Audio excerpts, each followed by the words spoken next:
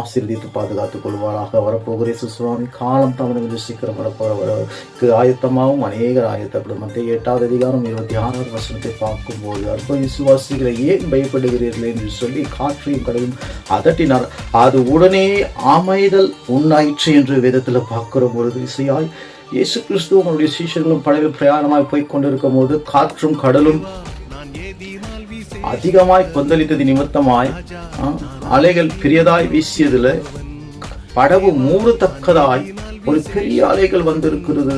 ஹல்லேலூயா. அந்த நேரத்தில் தன்னுடைய சீஷர்கள் எல்லாருமே பயந்து அலறி, ஆண்டவரே எங்களை ரட்சியும், நாங்கள் மடிந்து போய் கொண்டிருக்கிறோம். ஹல்லேலூயா. ஆண்டவர் சொல்றார், அற்ப விசுவாசியே ஏன் பயப்படுற, எதற்காக பயப்படுற? ஹல்லேலூயா.